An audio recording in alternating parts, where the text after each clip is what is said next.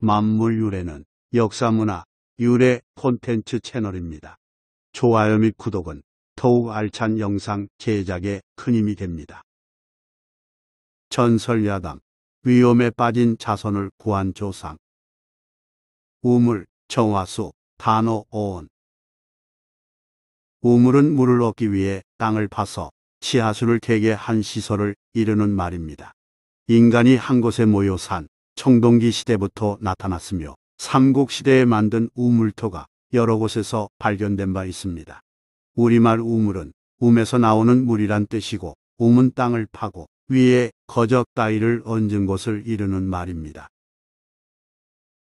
우리나라의 경우 우물을 신성한 공간으로 여겼기에 정화수라는 관념까지 생겼습니다.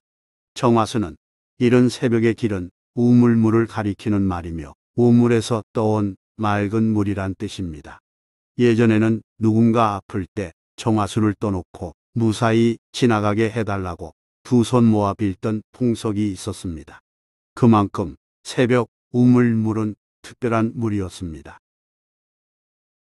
흔히 정한수 떠놓고라고 말하는 경우가 있는데 정한수가 아니라 정화수라고 해야 합니다. 수도가 없던 시절에는 날마다 우물에 가서 물을 길어 하루 마실 물을 마련해 놓는 게 중요한 일이었습니다.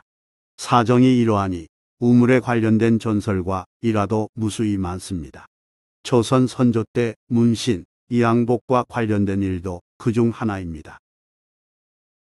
이항복이 참찬 이몽량의 아들로 태어나서 첫돌이 되기 전 어느 날이었습니다. 이 대감집 유모가 우물 근처로 가서 그를 땅 위에 놓아두고는 앉아서 꾸벅꾸벅 졸았습니다.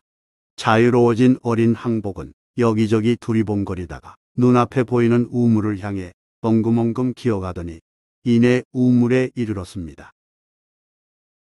항복은 우물을 짚으며 일어서 그 안으로 들어가려 했습니다.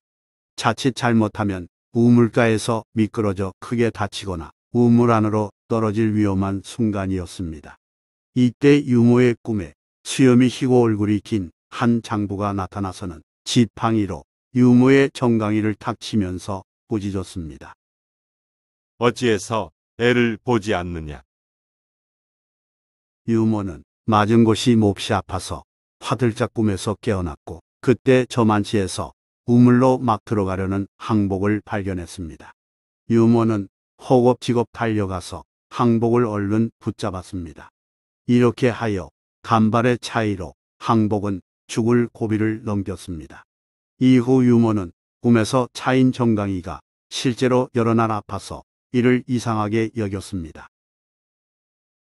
그 일이 있고 얼마 지나지 않은 어느 날 집안에 제사가 있어 방조의 영정을 대청에 걸어놓게 됐습니다. 방조는 직계가 아닌 방계의 조상을 이르는 말입니다. 그런데 유모가 이재현의 영정을 보더니 깜짝 놀라며 물러섰습니다. 사람들이 왜 그러냐고 묻자 유모는 일전에 자기 정강이를 때린 그분이라며 크게 놀라워했습니다.